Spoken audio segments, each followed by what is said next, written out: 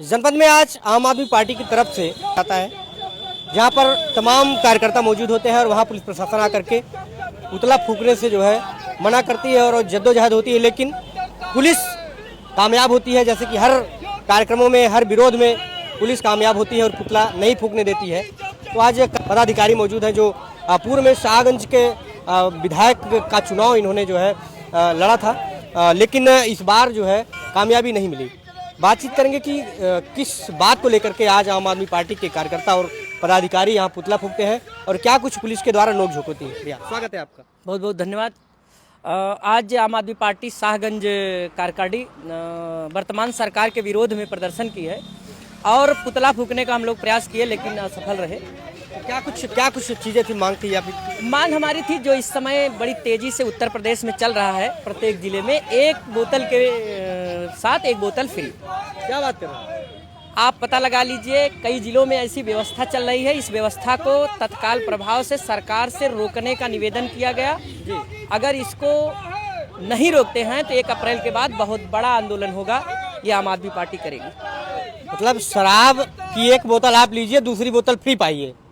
आम आदमी पार्टी जब दिल्ली में शराब की जो व्यवस्था होती तब करती है, तो सरकार के लोग शराब घोटाला बता करके मुख्यमंत्री को जेल में डाल देते हैं, उप मुख्यमंत्री को जेल में डाल देते हैं। तो यही तो हम जानना चाहते हैं कि दोहरा चरित्र, दोहरी नीति क्यों हो रही है। जब दिल्ली में सरकार ने ये आबकारी नीति लागू की तो इसको भ्रष्टाचार बताकर हमारे शीर्ष नेतृत्व माननीय अरविंद केजरीवाल जी को इन्होंने जेल में डाल दिया, मनीष सिसोदिया जी को जेल में डाल दीजिए, सत्येंद्र जैन को भी डाल दिया और संजय सिंह को भी 6 महीने तक जेल में रहना पड़ा।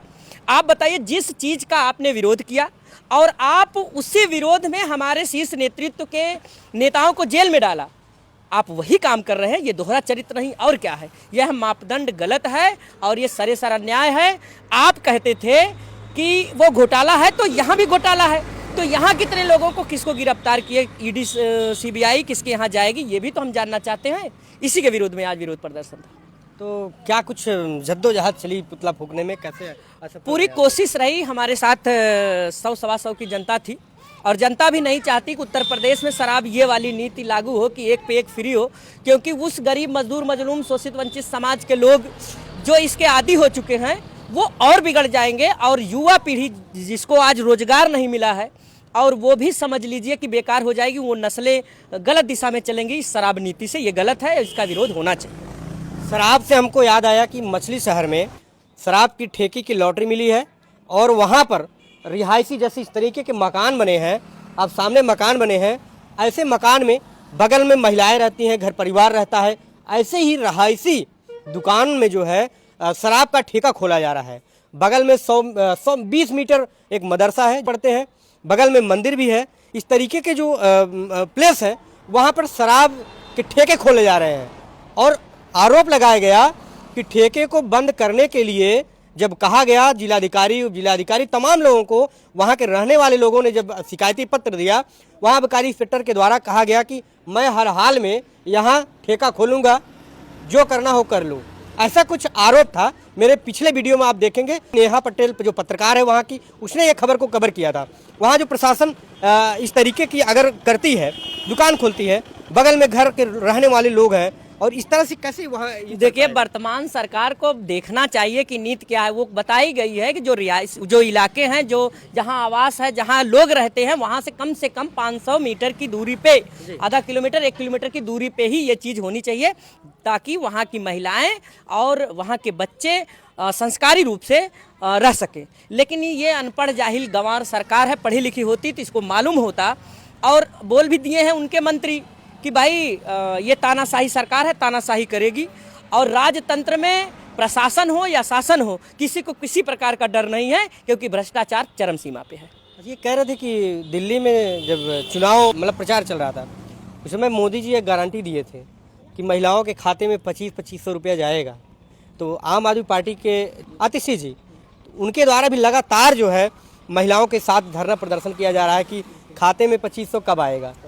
और मोदी जी ये गारंटी देकर के कैमरे के सामने कहते थे कि जैसे ही हमारी सरकार बनेगी, कमेटी गठन होगी और तुरंत महिलाओं के खाते में पैसा जाएगा। क्या कुछ उसके लिए अभी तैयारी चल रही है? नहीं भाई ये देखिए, मोदी जी 2014 के पहले भी उन्होंने बोला था कि हम 15-15 लाख देंगे। आया क्या? जुमला साबित हुआ। उन्होंने कहा हम युवाओं को 2 करोड़ रोजगार देंगे। मिला क्या? उन्होंने कहा 2020 तक और 2021 तक पूरे घर पक्के बन जाएंगे। बना क्या? क्या गरीब महिलाओं को सुरक्षा की बात उन्होंने कही थी? क्या हुआ?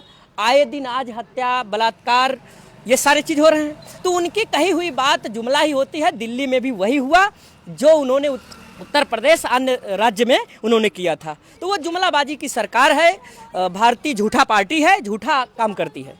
क्या कुछ आम आदमी पार्टी के लोग क्या वहाँ कुछ कर रहे हैं कि ताकि वो देखिए, पैसा? जब तक दिल्ली की जनता को हक अधिकार नहीं दिला देंगे तब तक आंदोलन जारी रहेगा।